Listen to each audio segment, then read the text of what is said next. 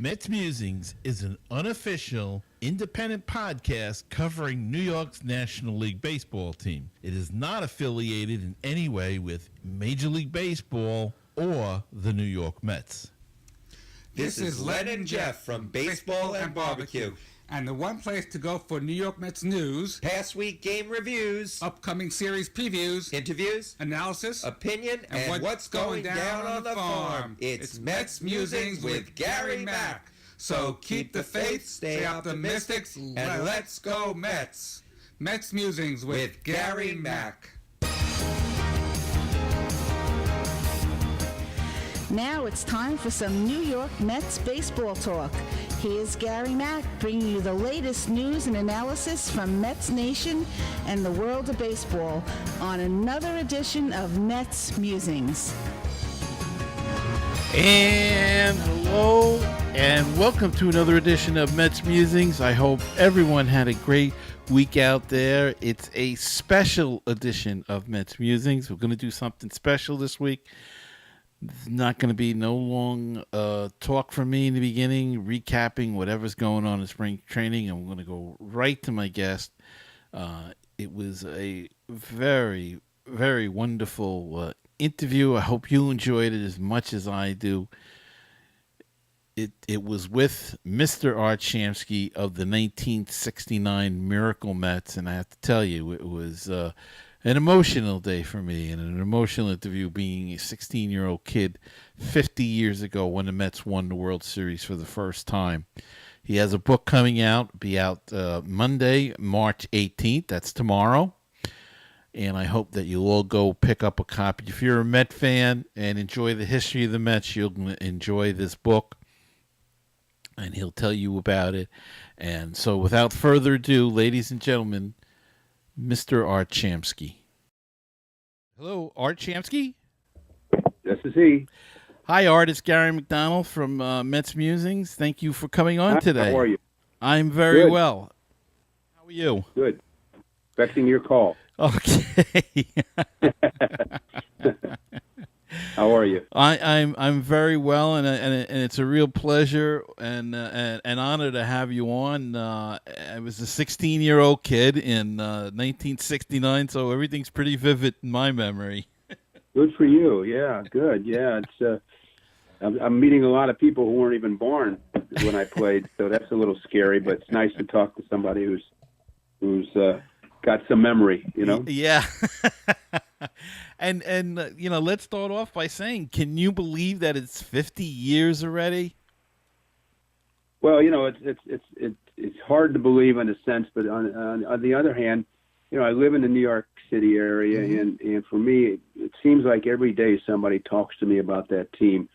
For those of us like myself and Eddie Kranepool and Buddy Harrelson, who hasn't been well but still lives in the area, for us who have done so many things over the years, I don't think we feel it the same way as some of the guys who live outside of the area and don't do as many things. We're constantly doing personal appearances mm-hmm.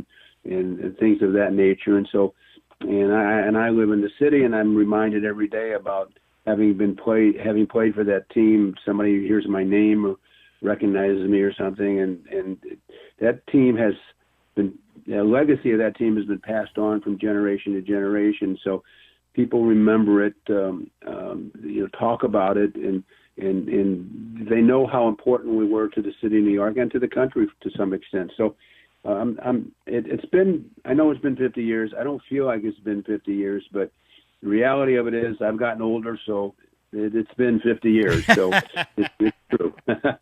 Unfortunately, I've joined you too with that getting old stuff. Well, I like to use the word older. Older, not so okay. much. I like that. The book is a terrific read. It's just, I was talking to somebody the other day, and I said, to me, it's this generation's Boys of Summer. It really is that poignant at times, especially to me as a 66-year-old Met fan.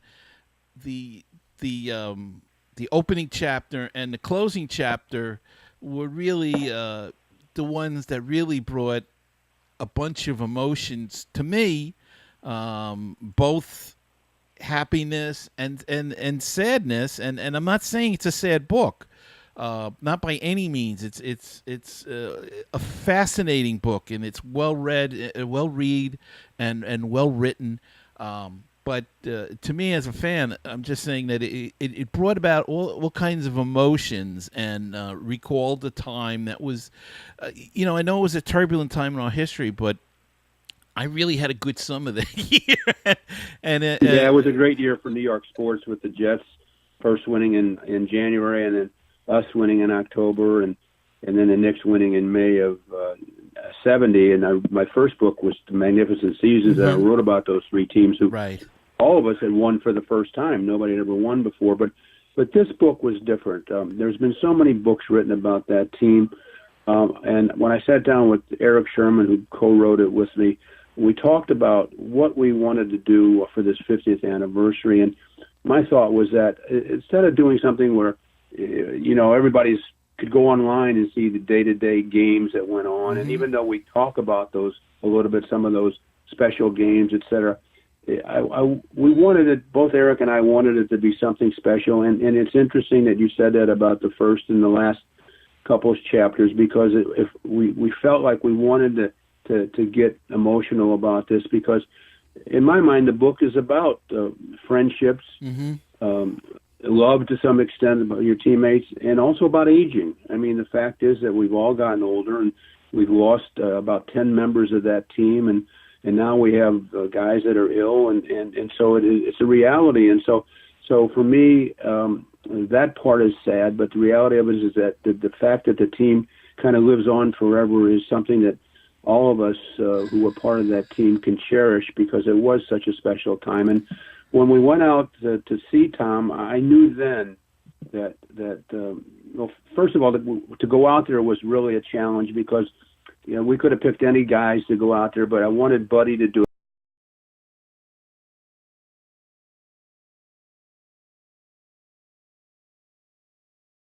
It's important for us to be. But it could have been anybody. It could have been anybody on the team, and it also had to do with availability.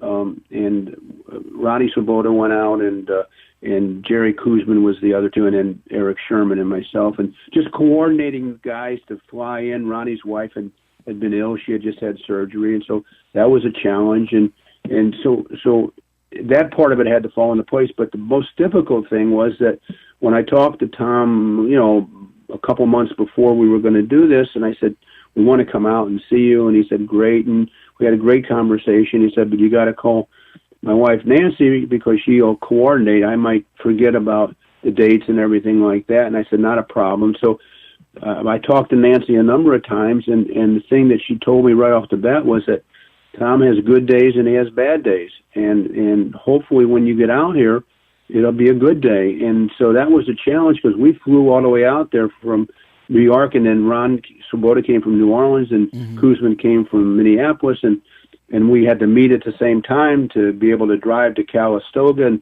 And then at that even after that, we didn't know if Tom was going to be feeling well enough for us to stop by and see him. Well, it turned out he was fine, and we went out and we sat down at his house, and we reminisced, and it was a great day. And then we ended up going to lunch and down in Calistoga, and spending time with him and reminiscing, and everybody kind of throwing out things and laughing. I mean, you couldn't ask for a better situation. It turned out to be a beautiful day out there in Calistoga and Napa Valley, and Tom was one of those days he was feeling good. But he did tell us at the time that he didn't think he'd be traveling anymore, and that he was really, for all intents and purposes, was done with any baseball kind of things. He was just going to enjoy his life.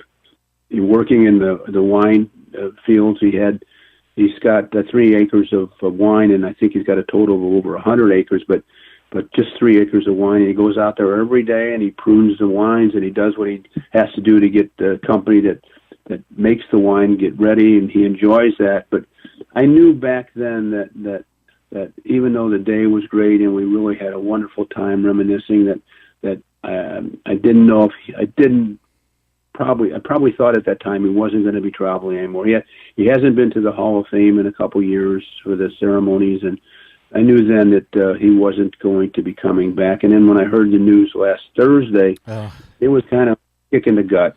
But it wasn't. I wasn't so surprised that while I was in shock because of a friend and a teammate, the fact that I knew then that he was having some memory problems. Listen, he had Lyme disease for over 20 years. Right. And that he got that in Connecticut before he even moved to California, and he's been dealing with that for over 20 years, and that directly affects your memory.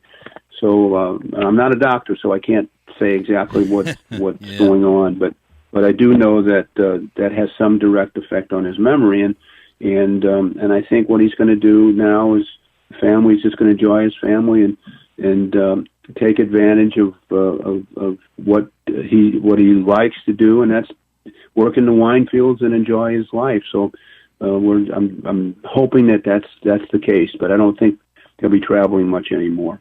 Well, I know that all the New York fans, Met fans, are praying for him and hoping that he does have, can live out his days the way he wants to, and doesn't let this thing beat him.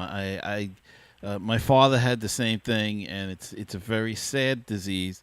But I think also that it adds a little. That news really added something to this book coming out. We're talking with Art Shamsky. He's got a book coming out after the miracle, The Lasting Brotherhood of the '69 Mets.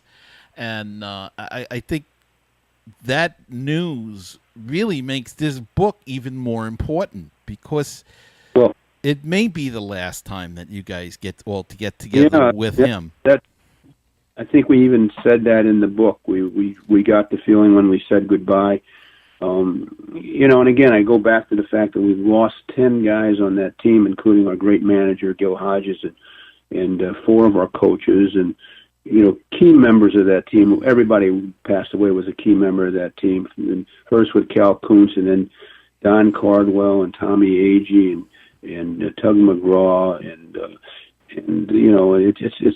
it's been and now Ed Charles a year ago. It's been a sad state of affairs, but that's the aging process, and so while we have our memories and we reminisce, we sob for those guys who were part of this great team and won't be around for this 50th anniversary. But that team was very, very special, and listen, I admit it, I'm in New York. I'm still in New York because of it. It was a team. I played 13 years, and for all intents and purposes, nobody ever talks about the other 12. It's really about 1969, and I'm just so happy to have been part of that team. I get questions all the time saying, "Don't you wish you were playing now and making all the money?" And I say, "Well, are you crazy?" Of course, but the reality of it, for 2 reasons, I say, really, the reality of it is that I wouldn't trade this World Series ring that I have for anything, and no amount of money. And the second thing is, I played with and against some guys in the mid-'60s and early '70s that I believe was the greatest conglomerate of players in the history of baseball. And just the National League with Mays, Aaron Clemente. I played with Frank Robinson, Pete Rose, Johnny Bench. McCovey. Look at all the great pitchers I played against in the National League with Koufax, Marichal, Drysdale, Perry, Gibson, Carlton, Seaver, Ferguson Jenkins, Jim Bunning. I mean, all these guys went on to be in the Hall of Fame. And so I'm very lucky to have been part of not only that team, but that era of great players. But that team was so special and so memorialized. There's been so many books. I don't even know how many books have been written about that team. And so getting back to I'm kind of diversing a little bit here but getting back to the way we wanted to do the book is really, we wanted to do something different. And while so many games were important that year and so many players contributed to the success of that team, it was really about friendships and like I said, aging and dedication and trust for your teammates. And I think that's the important thing about the book. The timing with Tom is incredible. I mean, nobody wanted it, but it's the fact that it's incredible timing with this going out. And I hope people that read it appreciate the fact that it was a team that everybody got along with, everybody loved everybody else, everybody pulled for everybody else. There There was no animosity. There was no judging anybody.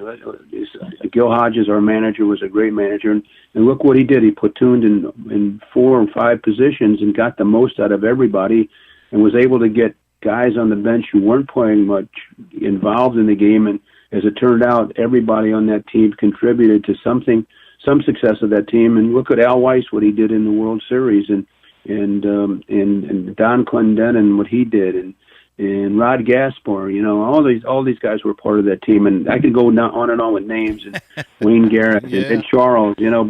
But it was a great group of guys, and I'm just hoping people that read After the Miracle just enjoy the closeness that we had, and I know people have said to me that the first chapter was a little sad, and the last couple chapters were, but the reality of it is that's life, and we all felt when we said goodbye to Tom that it was an emotional time, and that but we were so thankful that we got those moments to share and to tell some lies.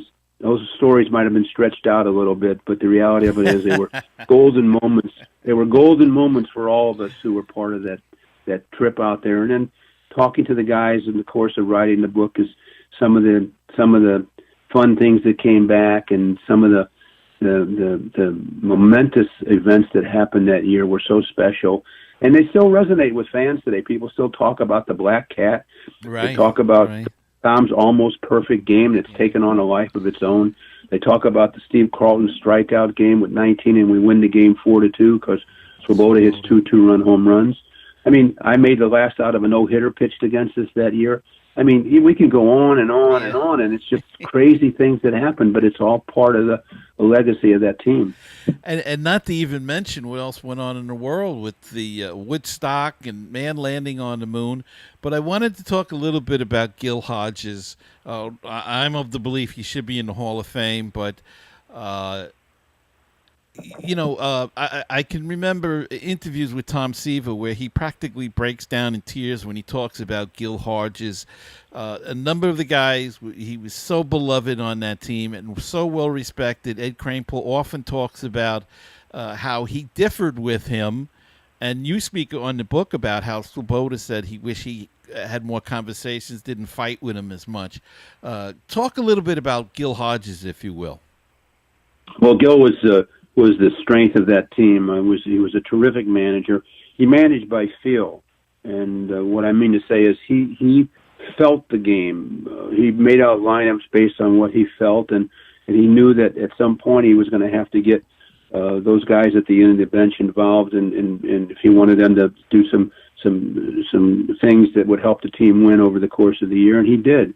And so I don't even know if he would like managing today with the sabermetrics and all the printouts and everything, but he was a manager of feel, and all of us respected what he had to say. I can honestly say that I didn't have that many conversations with him. He was a very strong disciplinarian, but we all respected him, and even when he was platooning myself and Swoboda in right field, and Clendenin and Kranepool and Weiss and Boswell and Garrett and Charles at third base, and sometimes even Grody behind the plate with J.C. Martin and Duffy Dyer. We didn't like it. It wasn't good for our career, but it was working. And all of us who were involved in that situation respected Gil, and he would look you in the eye, and he would talk to you and tell you how he felt, and there was nothing that was you don't want anything more from a manager than just be honest with you. But it was working, and we all accepted it, and we all pulled for each other. And look at if you look at some of the collective numbers at each position, we had pretty good years. Swoboda and myself, we had almost an all-star year out there in right field, and Clendenin and Kranepool at first, and like I said, the other guys collectively did really well. So it was working, and Gil, to his credit, was really the force. And I do believe that, like you, he should be in the Hall of Fame. For a number of reasons, and that would be another radio program, quite honestly. Yeah. But he certainly, if you look at his numbers compared to some of the guys that are in there, like Cepeda and Perez and Santo, I mean, he's right up there in a lot of the categories. But he died too young. He was 47, I think, 2 days shy of his 48th birthday, and I do believe the Mets would have won more World Series if he would have been around to guide them. But But he was a great manager because he demanded respect from his players and really was the catalyst. And when he came over in '68, which was my first year, I remember in spring training, he basically said, "You guys are not going to be the same old Mets." And for me, it was a new experience because I hadn't been with the Mets before that, but I had played against them, and you knew if you didn't win 2 out of 3 games against them, you were not. It was a lousy series. And so when I got over and he was there, you knew it was going to be no nonsense. And even though we finished 9th, half game out of last place in '68, you knew that the direction was going in the right way. And I think Gil never got as much credit as he deserved for leading that team, but he certainly was the catalyst. And I know you're a little you're on a time schedule, but my producer wants me to ask you about the Cleon Jones in the World Series, the shoe polish ball. Was that you were probably on the bench for Well, that. here's the thing. As I tell everybody, I was on the bench because I was on the bench and I was at the other end of the bench, and I know the whole scenario with the ball hitting Cleon and rolling into the dugout, and then Gil walking out with a ball with a little scuff mark on it, and the way Cleon tells it is he didn't want to go to first base even though he knows the ball hit him because he wanted to hit. Now, if you believe that story, I have a bridge for you to buy in over the East River. But the way it worked out is the big argument, and Cleon gets first base, and Glendenon then hits the home run. But I have to believe that Gil, in all his honesty, wouldn't have done anything shady.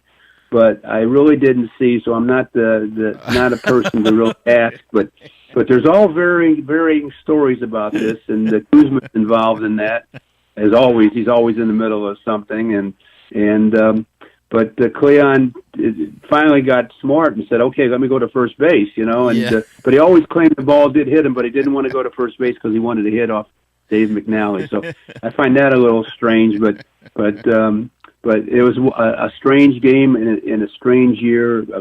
One game of many that were unbelievable. The Black Cat, the almost perfect game. Right. I mean, so many things happened that we talked about before, but it was a year for us, and that year God was a Met fan. There's no doubt about it. But it's so great to be able to talk about it and to people like yourself and who remember it and cherish those moments 50 years ago because I don't think you'll ever see a year like that where 3 teams in New York win championships all for the first time. No. Nobody had ever won before, and so it was an incredible year for sports in New York City, and now we're talking about it 50 years later, and it's really nice to be able to reminisce and remember those wonderful times because they brought a lot of smiles to people's faces, and we were a team that made people feel better about their life. So the world was really crazy back then with the war in Vietnam and all sorts of negative things. You mentioned Woodstock and the Walk on the Moon. Those are really 2 of the only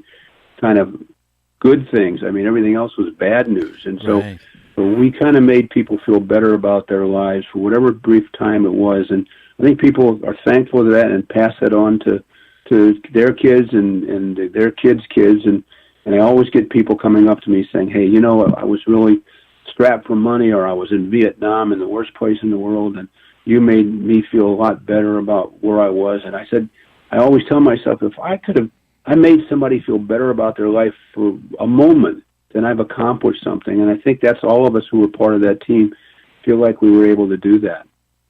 It certainly was. And one quick memory for me, I was at the NL East clinching game. We had gone to a game in August and decided to buy tickets in September towards the end of the season.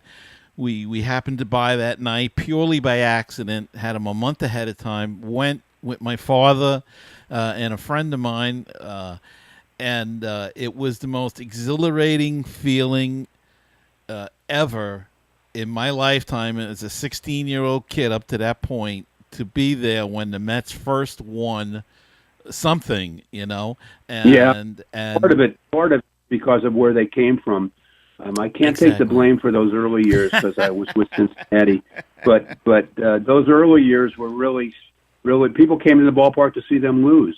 Right. I mean, they did. They were out of it by June in terms of any kind of pennant race, and so So for guys like Eddie Kranepool, who hit the home run in Game 3 of the World Series, that was like a revelation for him to be part of that winning team, to see all the good, the bad, and the ugly that he saw. And so people remember how bad that team went. And that particular game you're talking about was the first of 3 celebrations we had at Shea Stadium. The field got torn up, but like you, we were all caught up in how exciting that was to be part of that experience. And at that point, we didn't know we were going to win a pennant after that or a World Series, but just to win that division was really exciting for us. And we knew then that we had a really good team, and that I don't know the exact amount of games we won from the end of August on, but I believe we had an incredible record from the end of August on to the end of the season, and ended up winning 100 games that year. And we beat a pretty good Baltimore team that won 108. It was 3 20-game winners. So we all feel like we really accomplished something. I do have a distinction though of making the last out of the only game we lost in the World Series. So if that's worth anything, at the time everybody thought we might lose 4 in a row, but not us, not the team, but fans and some of the media. But we ended up winning the next game when Koosman pitched a great game in Baltimore, and then won the next 3 in New York, and the rest is history. But you did hit 538 in the NLCS, so that's something, right? I had a great series against Atlanta, and didn't start, and was frustrated. That's what I talked about before. Right. All of us were frustrated because I don't start the first game of the World Series, and then he sends me up to pinch hit against the left-hander Mike Cuellar. I always tell people this story. It's really interesting. You think about your first at-bat in the big leagues, or your first at-bat in professional baseball, maybe your first home run. But I must tell you, this is the honest-to-God truth. I think about that at-bat in the 9th inning of Game 1 in the World Series against Mike Cuellar, and I do think about that every single day of my life. That one pitch that I hit to second base, I could have hit it out of the ballpark and been a hero, but I ended up grounding out. And it's interesting.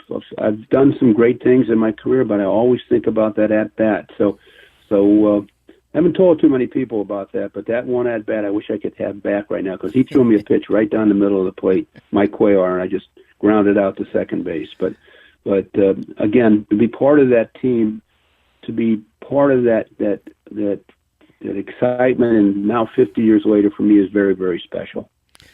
Well, Art, I know you have a schedule to keep, and I kept you a little bit over, and I could talk to you for hours about that year, and I wish we had more time, but I want to thank you from the bottom of my heart for coming on today, and for that year and that team.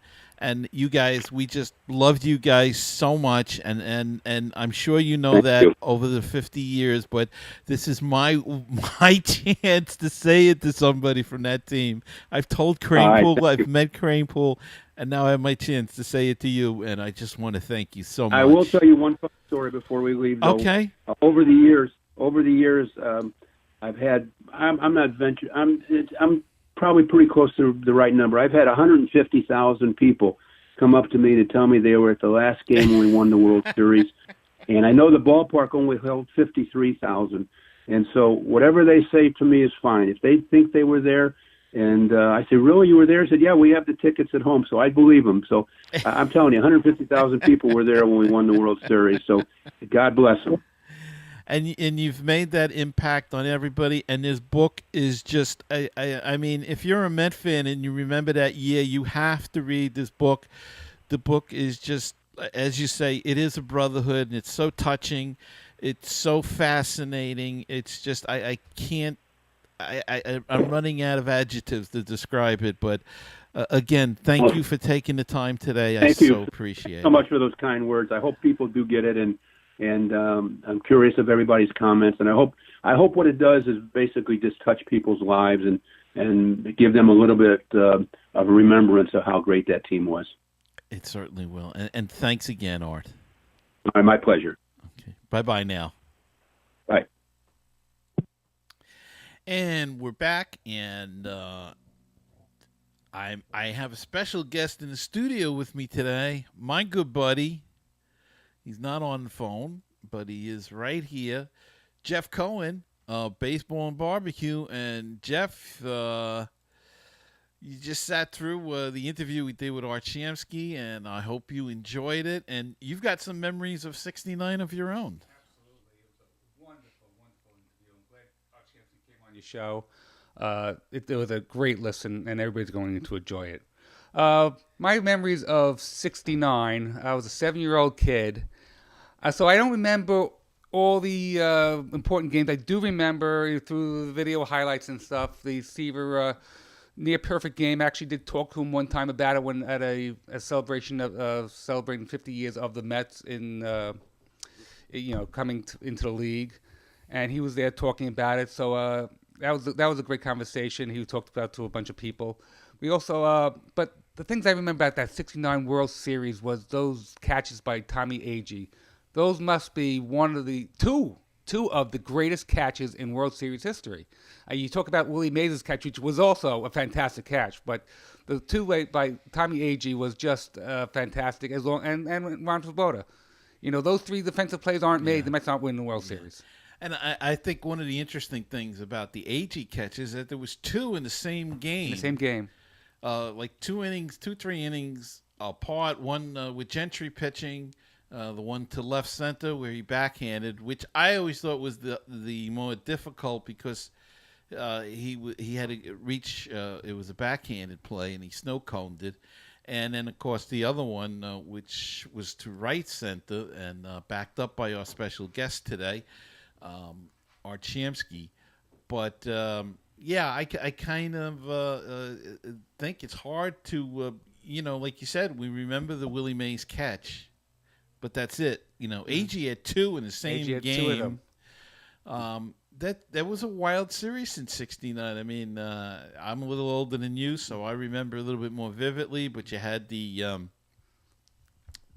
shoe polish and just so crazy things that happened.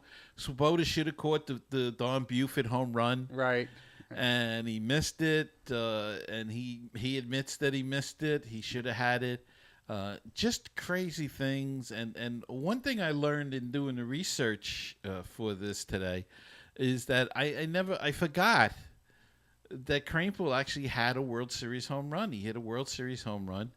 And, that's something that they can never take away from anybody. Never take it away. And, it was just, of course, Cleon with the knee and the last out. Of course. Just, there's a play that often gets overlooked was the J.C. Martin bunt. The J.C. Martin bunt. That hit him. And the Gaspar run from and the second Gaspar base run, to sure. home. And Al Weiss hitting home runs.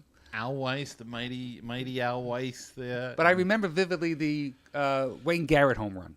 He started off game 3. He led off with a home run, and it was just it was all special. And the pitching was obviously superior. And the Orioles had great pitching. They had Palmer, they had Cuellar, they had McNally. Mets, it's Seaver, Kuzman, Gentry, McAndrew. Don Cardwell was on that team, and Tug coming out of the pen. Yeah. I think the difference was the bullpen and the defense definitely, but I also think that they got the Orioles to play National League Baseball, and they weren't capable of doing that. Right. They weren't able to slug their way. The good pitching shut them down, and I think that's really what the key was in that World Series. And if we had more time, we could have, Yeah. But I hope everybody understands that Art Shamsky is on a schedule, and we were lucky enough to get a slot in and to talk to him. So, who knows? Maybe we can get him on again sometime when things settle down and talk more about that season. I'd love to do that if he'd be open to it somewhere down the road. We'll see. But, talking about that '69 team, not just the World Series, but going through the playoffs. They had played the Braves. It's the first time it was in a division play, so it was the first time there was playoffs. Right. And who did they have to go through? They had to go through Hank Aaron and Davey Johnson and that powerful team. Eddie Matthews. Phil Negro was on that team, had a big year. Just a bunch of good ball players. Right, and I think Tom Seaver's favorite player was Hank Aaron. He's going up against his idol. Yeah. And then to go against the powerful Orioles with Robinson, both Robinsons, and Right. Boog Powell, and the great underrated shortstop Mark Belanger, and their powerful pitching. It was just... and Paul Blair. And the guys that they had. Yeah. And, right. But you know, they were arrogant, too.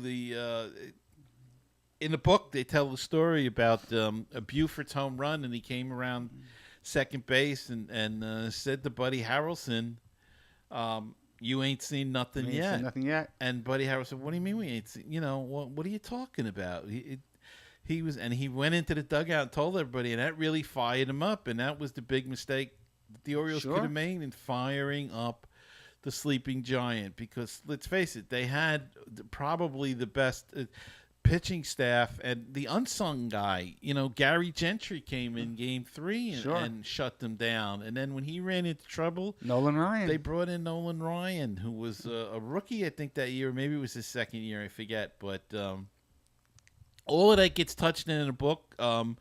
Shamsky even touches on about whether Ryan, he does have a story about Ryan leaving, you know, and how Whitey Herzog, who we don't remember, a lot of people don't remember, organization. Was a big key scouting guy in the Mets organization, head of scouting at one point, and he was totally against the trade. But he was totally against the trade, not knowing that Nolan Ryan was even in it. He didn't want to trade Leroy Stanton to the Angels, right? To Fregosi. He had seen Fregosi, I believe he said, a couple of months before, and didn't think it would be worth. Leroy Stanton did not want to trade Leroy Stanton. Then when he heard it was Ryan and Stanton, and I think one or two other players, he was in shock. So, but what a year it was with. You know, like I said, I think the world was in turmoil there. There was a lot of stuff going on with Vietnam. But as a 16-year-old kid, it was a great summer for me. I mean, I was a history buff, so I had the moon landings. A Mets fan, you had the Mets going through the season. There was Woodstock, if you loved music. Sure. It was just, I mean, it was just a summer that I had, I remember going, I was out at my friend's, my friend had a house out in the island and went out there for a month. It was a great month. We were out there for the moon landing and following the Mets. And it was just a terrific summer on a plus side for me, not being all attuned to all the bad in the world at the time. Right. And of course, the Mets was just the pinnacle. Sure. I remember what Shamsky was saying about the brotherhood of that team. It's really true. Yes. Could you say the same thing about the 70 Orioles or all the other teams that won the World Series? Yes, they I'm sure in past years they're very close because those teams stayed together. Mm-hmm. Nowadays you don't have that. I think free agency killed a lot of that. Yes. And I do think that I think most winning teams, most teams have a brotherhood about them. Mm-hmm. This could be, this I think is deeper because it was the Mets. It was the Miracle Mets, the team that finished 9th place the year before. Right. Had never even been above 500, sure. Past like April. Right. And was so, the level of losers, the 62 Mets was so bad that to have this happen to them, and I think that's where the brotherhood came from, that they all gelled together, and they gelled under a leader who they loved and respected. Yeah, Hodges was Hodges. Absolutely the right man in the right place at the right time. Exactly. Can't say it better myself. And just a great day. And again, I urge everybody to get the book, After the Miracle. The Lasting Brotherhood of the I can't wait to read it. Mets. I can't wait to read it. And you will read it. Yes, I will. and I'll be back to sign off right after this. I didn't mean... Looking for great Cardinals talk? Then check out Conversations with C70. My name's Daniel Shoptaw, and I talk with some of the great bloggers on the internet today about their teams. It always comes back to the Cardinals. Find the latest episode on my website, www.cardinal70.com, or at baseballpodcast.net. Baseball and BBQ, your place for interesting baseball talk, opinions, and history. Baseball and BBQ, your place for barbecue recipes, tips, and interviews from the world of barbecue.